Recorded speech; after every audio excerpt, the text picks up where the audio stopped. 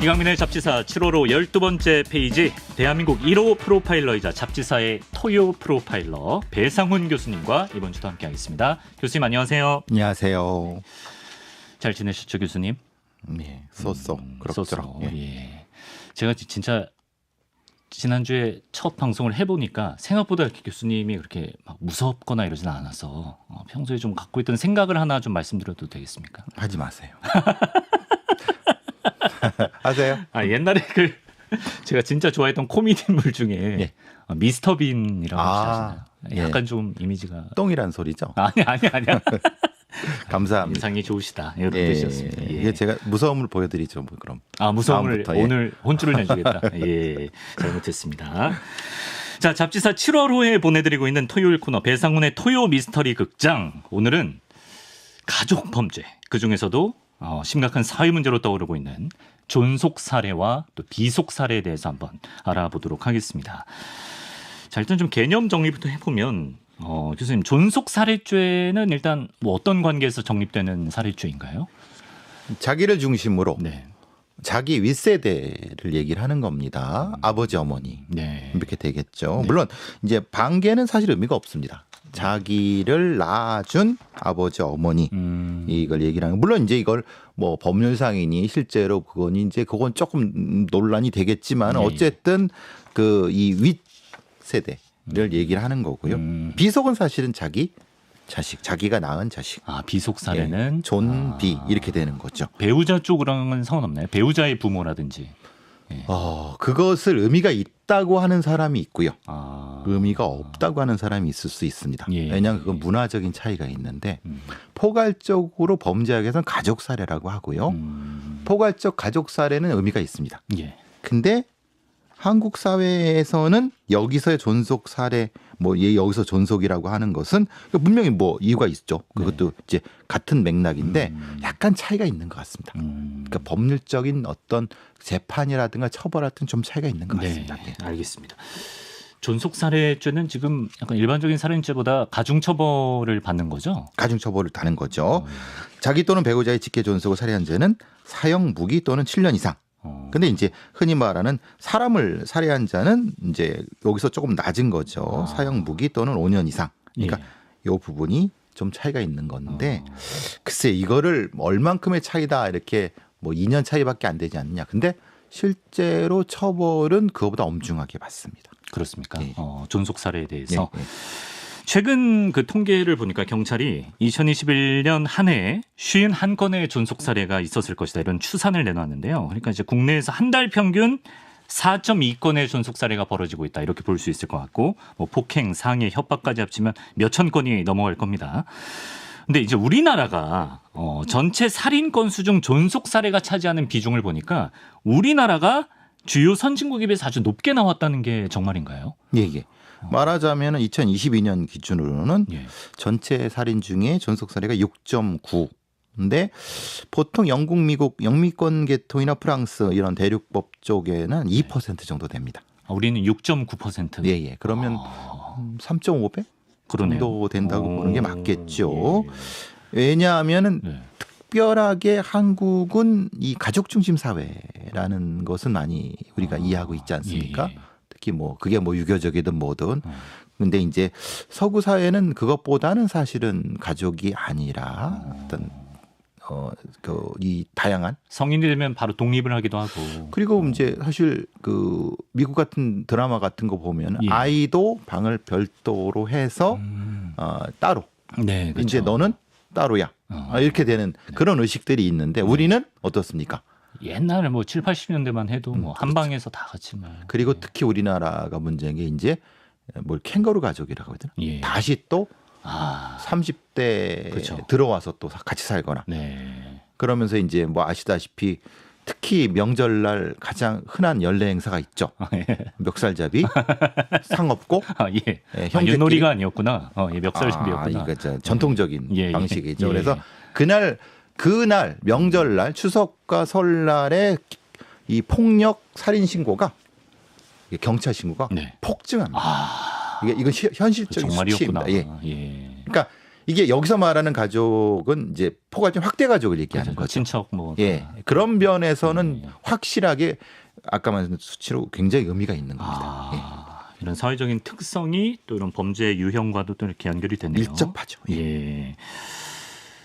그러면 만약에 이제 자식이 뭐 가령 부모의 학대를 쭉 이렇게 오랫동안 당하다가 그걸 견디다 못해서 자기 방어 차원에서 부모에게 뭐 살해를 가했다면 그거는 좀 구형할 때 참작이 되나요? 아무래도 이제 뭐 글쎄요, 이거를 보통 우리는 가족주의가 강하다는 건 두 가지 양면이 있죠. 다른 가족들이 선처를 합니다. 다른 가족들이 그러니까 말하자면 아버지, 네. 이제 큰 아버지, 예. 작은 아버지가 자기 동생이나 형은 죽었어도 네. 자기 조카지 않습니까? 그렇죠. 가족이잖아요. 예. 그러니까 선처, 타노서스 이런 방식의 예. 가족주의가 강하다는. 어차피 죽은 사람은 죽은 사람이고 사내라도 살려야 된다라고 하는 형태의 어떤 이런 뭐 선처를 요구해서 문중이라든가 아니면 가족 전체가 뭐 이렇게 탄원도 하고 그래요? 이런 예. 경우가 흔히 보는 재판 장면입니다. 근데 이제 꼭 그래야 될까라는 건 모르겠습니다. 네. 그거는 가치의 문제일 수 있는데 근데 거꾸로 생각하면은 자식이 부모를 이렇게 죽였는데 뭐라도 네. 그러니까. 더 엄중하게 처벌을 해야지라고 하는데 수사받을 땐 그럽니다. 근데 재판 진행되고 그러면 온 가족이 다 모여갖고 또 가족 회의를 합니다. 죽은 놈은 죽은 놈이고 애는 살려야지. 애는 이런 게 아직까지도 그런 게 많이 남아 있습니다. 예. 그러니까 이것이 재판부에 전달이 되면은 네. 얘는 사형이야 보다는 무기징역보다는 뭐 징역 30년. 그래도 그래서 판사의 판결문에 그게 묻어납니다. 그렇습니까? 예. 예. 이게 과천 부모 토막살인 같은 경우가 그런 예이기도 하고 네. 다양한 사례에서 이런 게 나타납니다. 그것도 역시 가족주의인데 네. 글쎄요, 모르겠습니다.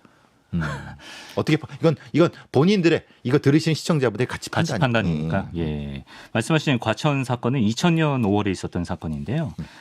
이제 뭐 학대를 당하던 그 자녀가 부모를 토막살인한 사건이었는데 이제 말씀하신 대로 뭐 성당의 신자들도 뭐 탄원서를 좀 법원에 제출하고 이런 식으로 해서 애초에 사형을 받았다가 감형이 돼서 무기징역을 선고받은 그런 사건이었습니다. 근데 그게 맞습니까? 그건 이제 가치의 문제라. 판단이라고 하셨으니까. 근데 이제 그러면 부모가 왜 학대를 했을까요? 이렇게 따지거든요. 그럼 그 부모의 입장은 또 그렇죠. 부모는 그러니까 뭐 사연이 있을 수도 그렇죠. 있고. 왜 뭐 공부를 안 하고 뭐 얘가 또 폐륜적이고 이렇게 굉장히 많은 논쟁적인 게 재판에 나타납니다. 행위 자체가 문제가 아니라 이제 가치가 재판에서 막 부딪힙니다. 네. 우리가 뭐 형벌이 뭐 낮고 높고 그 숫자만 보고 이렇게 막 분개하고 그럴 건 또 아닌 것 같아요. 그렇죠. 예, 이런 걸 다 따져봐야 되기 때문에. 그렇죠. 예. 근데 아까도 말씀하셨지만 아무리 그래도 그렇지 뭐 어떤 사정이 있어도 그렇지 어떻게 자기 부모를 살해할 수가 있냐 이런 생각이 많은 분들이 아마 가지실 텐데. 분명히 들으실 겁니다. 그거는 당연한 거고요. 예. 근데 이제 한국의 상속법이 좀 독특합니다. 상속법. 예. 왜냐하면 부모가 죽으면 그걸 갖죠. 예. 그죠? 그렇죠. 그러면 이해 당사자 아닙니까? 그렇죠. 그렇죠. 예. 그러니까 언제 저 부모 죽나 기다리는 거는 자기가 지금 뭐 경제적으로 너무 급하면 그렇죠. 한국 사회 같이 특히 이 자원의 네. 배분이 네. 뭐 독특한 독자라든가 아니면 장자라든가 아니면 뭐 특별하게 이런 부분이 좀 강한 사회에서는 네. 차자라든가 다른 네. 딸이라든가 그러니까 형제 갈등이 되게 심한 거고 그 형제 갈등이 저 상속이라든가 유산 관련된 뭐 이런 걸 통해서 네. 부모와 충돌이 나는 그런 좀 가족주의의 또 하나의 이면이죠. 그래서 존속 범죄가 네. 다른 나라에 비해서 월등히 높은 건 그것 때문에 그렇습니다. 그럼 존속 범죄 그 원인을 파고 들어가면 금전이나 뭐 유산 관련된 게 굉장히 많겠네요. 근데 그건 또 감정이죠. 왜냐하면 예. 왜 날 차별했어? 형은 주고 난 안 주고. 그럼 이게 돈 문제입니까? 감정 문제입니까? 그러네. 이게 두 개가 우리나라는 붙는다는 거예요. 예. 그러니까 말하자면 유목민족이나 아니면 유목 문화나 아니면 서구 문화 같은 형태는 네. 그냥 독립시키니까 어차피 부모 재산 부모 재산이고 뭐 그냥 이렇게. 그렇죠. 예. 그러면 이건 이런 일이 그래서 낮은 겁니다. 근데 우리는 감정도 얽히고 돈도 얽히고 돈에 얽힌 감정이죠. 그러니까 더 잔인하고 더 잔혹하고 어떻게 토막을 내? 부모가 돈으로 보여? 아니죠. 감정으로 보이는 거죠. 그래서 얼굴이라든가 목이라든가 집중되는 이유가 있습니다. 뭐가 집중돼요? 그 가해 부위가. 눈. 예. 왜 눈 그랬어? 눈으로 평소에 나를 질시했어요. 감정. 왜 입을 그랬어? 예. 말로 계속 나를 괴롭혔어요. 왜 어디를 찔렀어?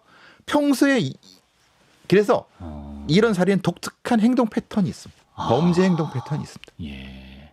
그 감정이 응축된 부위를 이렇게 가해한. 그래서 이제 말하자면 예. 망치라든가 뭐 아주 잔혹한 도구가 집중적으로 행하는 이유가 그겁니다. 예.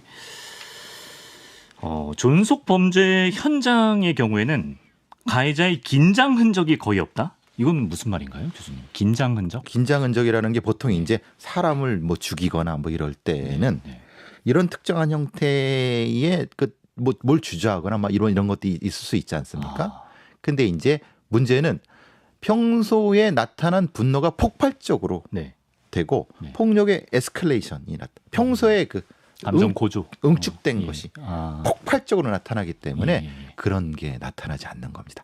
말하자면 주저한 흔적이 그렇죠. 나타나지 않는다. 주저한 거라든가 아니면 뭔가 약간 그래서 그 차이를 이제 흔히 말하는 면식과 비면식을 나누기도 하고 가족이구나 가족이 아니구나 가족이어도 사촌 안쪽이구나 부모 관계라는 걸 아주 미세하게 저희들은 이제 평가를 합니다. 예. 면식 비면식이라고 하면 이제 아는 사람 모르는 사람. 그러니까 주저한 흔적이 있으면 비면식범. 그게 비면식범이고 그런 가능성이 있고 이런 겁니다. 그러니까 그 상흔을 가지고 상흔을 재구성했을 때 이 범인은 이 피해자와 어느 정도의 관계, 감정의 거리.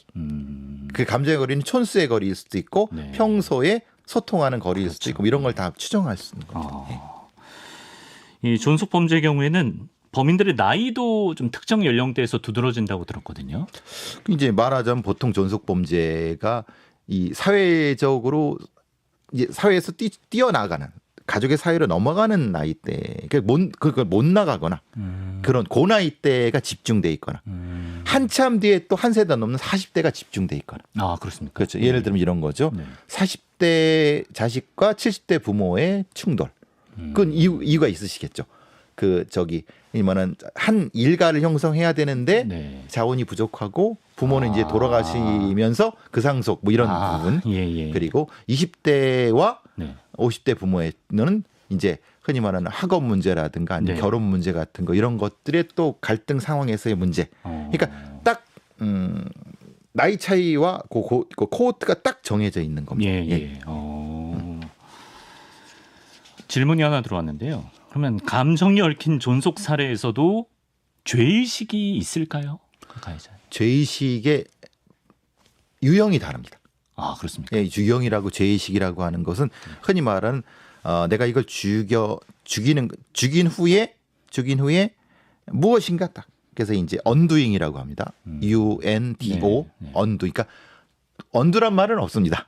왜냐하면 이제 옥스퍼드 사전에 근데 범죄학 용어입니다. 그래서 언두라고 하는데 그래서 이제 뭐냐면은 약간 뭘 이렇게 이게 부모의 얼굴이면 이제 뭐 이 약간의 천 같은 걸 이렇게 합니다. 천을 떨어뜨려나요? 그러니까 얼굴을 덮어놔요. 바디 카버링. 아니면 수건 같은 거를 이렇게 툭 하는 형태. 그게 죄의식의 어떤 사람은 죄의식이라고 하기도 하고 그 범행이 되기 바로 전으로 되돌아가고 싶은 의식이라고 합니다. 후회인가 그럼 후회? 후회와 죄의식 사이에 있다고 합니다. 정확히 감정은 후회나 죄의식이 아닌데 그 사이에 있는 어떤 것이라고 합니다. 그래서 그게 나타나면 이 가해자 피해자 사이에 이런 게 있다는 걸 저희들은 바로 범죄 행동 요소로 그게 몇 가지가 있습니다. 한 2, 30가지가 있거든요. 어떤 경우는 수건, 어떤 경우는 약간의 끈, 아니면 어떤 경우는 고개를 돌려놓는다든가 아니면 뭐 이런 경우들이 나타납니다. 또 거기서 또 힌트를 얻으시고. 프로파일링이죠, 그게. 그게 프로파일링이고. 지난 시간에 저희가 사이코패스, 소시오패스 알아보지 않았습니까, 교수님? 사이코패스나 소시오패스가 존속 살해를 하는 경우도 있겠죠. 그럴 때의 어떤 특징 같은 게 있는지. 사이코패스는 하지 않겠죠. 사이코패스는 일단 감정을 몰라. 그럼 감정이 안 얽히나? 그렇죠. 그리기도 하고 부모가 사이코패스겠죠. 그 선천적이니까요. 아, 그렇지 않습니까? 물려받은 예. 그 특징이 있지 않겠습니까? 선천적인 게 한 60% 된다고 하셨으니까. 그러니까 그 가능성이 높지 않겠습니까? 그러니까 어느 정도까지는 위험성이 있다는 걸 알고 그러니까 부모는 학습됐겠죠. 자식 그러니까 별로 건드리지 않겠죠. 아니 근데 그런 게 과학적으로 유전이 되는 건가요? 그렇죠. 이거는 왜냐하면 유전이 어떤 특정한 유전 염기 서열이 집단이 유전이 되는 거죠. 그게 발현이 되면은 되는 거고 발현이 안 되면은 그냥 넘어가는 거고 이렇게 되는 거기 때문에 근데 가능성은 높죠. 그러니까 딱히 사이코패스가 부모를 오히려 거꾸로 죽일 이유는 없는 겁니다. 그러네. 반대로 이런 경우는 있을 수 있습니다. 살려두고 학대하는 경우는 있습니다. 그렇죠? 그럴 수 있겠죠. 소시오패스는 후천적이기 때문에 청소년기를 넘어설 때쯤에 각성이 되겠죠. 그러니까 실제로는 소시오패스는 또 회피를 하겠죠.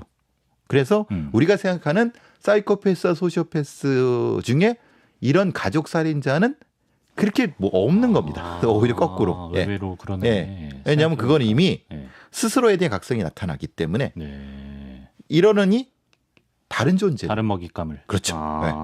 그 판단 때문에 오해하시는 게 그겁니다. 사이코패스, 소시오패스 나쁜 놈. 악질적이면 다 사이코패스. 그러니까 부모도 죽이겠지. 반대로 생각하시면 부모도 사이코패스인데 살려주겠나? 거꾸로 생각해. 소름 돋네요. 부모에게서 물려받았을 수 있다니까. 근데 일단 살인 사건 발생하면 가까운 사람부터 뭐 탐문하고 용의선상에 올려놓을 것 같다는 그런 생각을 저는 갖고 있는데 그럼 존속 살해의 경우에는 좀 범죄가 들통날 가능성이 더 높을 것 같은데요. 훨씬 높죠. 사실은 존속 살해 현장은 웬만한 형사들은 압니다. 이게 존속 살해 현장이란 금방 알 수 있습니다. 그러니까 스테이징, 그러니까 이제 위장한 경우는 그렇게 많지 않습니다. 왜냐하면 그래서 이제 보통 약간 위장을 했는데 그럼 조금 느낌이 이상하면은 가족 사진 같은 걸 이렇게 보면은 가족 사진이 엎어져 있거나 그렇거나 아니면 그런 부분에서 뭔가 약간 회피된 부분이 있으면 이건 가족 살인이구나 존속 살인이구나 그러면 빠르게 분리를 시킵니다.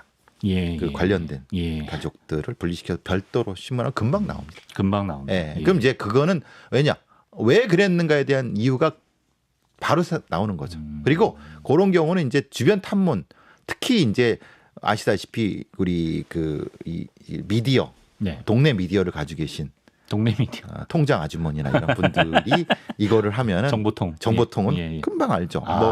저 아파트 부녀회장 이런 분들한테 하면 이제 바로 여기서부터 이렇게 쭉 수사 프로그램에 항상 음성 변조돼서 통장 아주머니를 나오시더라. 왜냐하면 거기서 나타나는 뭐 가족이 싸웠다는 거 이런 거 금방 그렇죠. 민원도 들어오고 그렇죠. 그러니까 애써 발품해서 탐문할 필요가 없죠. 그러네요. 금방 알 수 있습니다. 교수님께서 이제 프로파일링한 존속 살해 사건 중에 가장 좀 기억에 남는 사건 좀 소개해 주실 게 있을까요? 제가 이제 제 책에도 썼지만은 글쎄요 이게 이 뭐라고 해야 하나 이게 월남하신 어머니인데 근데 그 아들이 40이 되도록 결혼을 못 하고 있다가 그냥 일종의 계속 그 가게 식당의 노예 비슷하게 그러니까 우리가 염전 노예 이런 것처럼 일만 하는 이게 노예 형태로 아들을 일을 시켰다고요? 네, 아들이 아니라 거의 머슴 형태로 일을 시킨 겁니다. 학대를 한 거죠. 학대한 이유가 있습니다. 왜냐하면 자기 남편이 다른 여자하고 도망간 겁니다. 그러니까 그 아들이 뭐가 되겠습니까? 그 도망간 남편의 결과물이니까. 대신으로 생각해서 자기 남편으로 도망간 남편을 생각하고 학대를 계속한 겁니다. 오랫동안 학대했는데 그 사람이 이제 어떻게 그 결혼할 여자를 데리고 왔는데 근데 결혼시켜 주겠다고 하다가 아예 그걸 엎어버렸습니다. 그러니까 이 아들이 그냥 굉장히 평소에 평도 주변 평도 그런 법 없이 살 아들이야. 너무 착해. 잘못한 겁니다. 억압된 겁니다.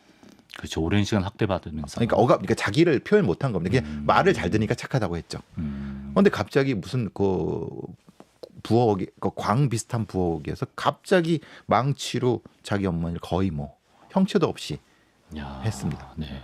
그리고 나서 이제 신문을 하는데 네. 그 뭐 범인 찾을 것도 없었습니다. 그냥 자기가 계속 울었어요. 계속 울었어요. 근데 그 우는 이유를 알죠. 주변 얘기 들어보니까. 네. 그럼 본인 죽은 건 당연히 인정하고 왜 죽였는지도 분명히 알고. 네. 그럼 얘를 어떻게 진짜 어렵다. 수사를 해야 되나? 수사할 필요가 없었죠. 그냥 뭐 그러니까. 그럼 얘를 어떻게 송치를 해줘야 되나? 네. 그럼 이걸 좋게 송치를 해줘야 되나? 그것도 아니죠. 그 자기 부모를 어떻게 하무라 그래도. 그런데 또 사연을 아니까. 그 사연을 알면은 안 되는 거였습니다. 예. 그렇죠. 예. 근데 프로파일러가 거기에 들어가서 그걸 하니까 네. 안 됐던 거죠. 그런데 뭐 어쨌든 판사님은 또 여러 가지 면에서 이제 참작을 해주셨는데 지금도 계속 가슴이 아픕니다. 아프다. 이 표현을 하면은 그럼 그 행위를 옹호하는 거냐? 옹호가 아니라 네네. 이 범인이 받았을 오랜 시간의 학대와 네. 앞으로 살아가야 될 감옥에 살아가야 될 것과 네. 감옥에서 나온 다음에 죄책감으로 살아가야 될 그걸 생각하니까 네. 그랬었습니다. 프로파일러 분들은 이런 게 진짜 힘들겠네요. 들어보니까 네. 자기가 사연이나 어떤 감정적인 것들을 이입- 알고는 있는데 네. 거기서 최대한 멀어지려고 노력을 해야 되니까 그래서 괴리가. 이제 프로파일러를 1차 사건 현장에 투입하지 않는 이유가 겁니다. 그래서 형사 뒤에 두게 하는 이유도 그런 이유가 있는 거죠. 예. 비속살해 이야기로 넘어가 보겠습니다. 비속살해라는 표현은 조금 생소하실 수가 있지만 이제 처음에 말씀해주신 대로 이제 존속살해와는 반대로 부모가 자식을 해하는 좀 상상조차 어려운 끔찍한 범죄인데 이게 보통은 그냥 동반 자살이라고 표현을 했죠. 그렇죠. 아이를 죽이고 지금까지는 그렇게 했죠. 기사에서 봤던 그 수많은 동반 자살이 비속살해구나. 그렇죠. 네. 아니 그러니까 어떻게 그 동반이 될 수 그러니까 같이 자살을 할 수 있습니까? 3살짜리가. 그러네요. 5살짜리가. 예, 그렇죠. 사례가 있었던 것이죠. 예. 그 서초동에서 자기 딸을 둘을 죽이고 자살하려다가 자기는 또 못했습니다. 그런 경우. 왜 못했냐를 겁이 났대요. 그럼 뭐 딸들은 뭐 겁 안 나? 예. 딸을 살려달라고 울굴부글하면서 건너방으로 도망갔습니다. 예. 그게 다 나온. 근데 그걸 굳이 쫓아가서 죽이고 자기 손으로 목을 졸라서 죽였는데, 근데 정작 자기는 못 죽겠다고 하는 겁니다. 자기는. 예. 이런 놈이 다 있나? 그러게요. 근데 이 자녀 살해고 자살하는 사람들이 대부분 그렇습니다. 자기 중심성이 강해서 자기는 못 죽습니다. 그럼 그냥 살해인 거죠. 뭐. 그렇죠. 예. 그런데 예. 굳이 법정에선 동반 자살이라고 계속 주장을 합니다. 그 부모는 스스로 목숨을 못 끊어도 동반 자살이라 그래요? 자기는 주장을 하는 거죠. 왜냐하면 우리 가족은 행복했어. 얘가 나 없으면은 얘들은 불행해질 거야. 어차피. 그래서 내가 한 거지. 네. 내가 얘들이 미워서 죽인 건 아니야. 라고 계속 항변을 합니다. 근데 네. 그게 먹힙니다. 한국 사회에서. 먹힙니까? 예. 감형받고. 판사들 아니면 판사를 욕하려는 게 아니라 법률가들은 예전에는 그랬죠. 그래 오죽했으면 그렇지. 부모는 자식은 부모가 있었어야지. 없으면 뭐 쉽게 시설에 고아원 가고 그러는데. 심지어 저도 이제 짧은 뉴스 원고 읽으면서 그런 생각을 했거든요. 그쵸. 오죽하면 그랬겠나. 네. 예. 근데 그거는 이제 그 사람의 입장이죠. 네. 그 아이들의 입장은 다르죠. 그 아이들은 독립적인 생명체인데 그렇죠. 예. 그게 그렇게 받아들였다는 것 자체가 사실은 비극이죠. 한국 사회. 근데 그걸 이제 우리는 이제 비속 사례라고 이제 개념으로 독립시키게 된 정도로 사회가 바뀐 거죠. 동반 자살이란 표현은 좀 지양할 필요가 있다고 생각하시는 거예요? 아니 동반 자살이라는 아니니까. 것은 그렇죠. 아니니까. 그렇죠. 동반이 아니잖아요. 그러니까 물론 자기 입장에서 동반이죠. 예. 그렇죠. 그렇지만 자식의 입장은 뭡니까? 그냥 살해당한 거 아닙니까? 아니죠. 예. 예. 그것도 보통은 아까 말씀드린 것처럼 안 죽겠다고 진짜 막 매달리고 쌓인 그게 나옵니다. 그래도 죽입니다. 예. 그렇죠. 그럼 그거 어떻게 동반 자살입니까? 어폐네요. 어폐. 그렇죠. 예. 비속살해 비율도 좀 높은 편인가요, 우리나라? 좀 어떤 문화 사회적 특성이 있나요? 그렇죠. 아무래도 이제 우리의 특징은 네. 이게 우리가 복지가 복지. 가족을 통한 복지지 않습니까? 우리의 그 복지 전달 체계가. 그러니까 이제 개인에 대한 복지가 아, 아니라. 예. 그러니까 가족을 통한 복지 시스템에서는 네. 많이 나타날 수밖에 없다라고 사회복지 교수님들이 그런 말씀을 하시더라고요. 왜냐하면 원가족주의지 않습니까? 네, 우리는. 네, 네. 그러니까 원가족주의니까 훨씬 더 그런 게 높다. 그 비슷한 비율로 네. 미국이나 이런 데는 그 자녀 이런 게 거의 없다고 합니다. 아, 그렇습니까? 예, 있어도 사실은 뭐 굳이 뭐 쟤는 쟤지 뭐 나는 나지 뭐 이런 거죠. 예. 물론 캐톨릭은 좀 다릅니다. 캐톨릭 교도는 좀 다르다고 합니다. 그래요. 예.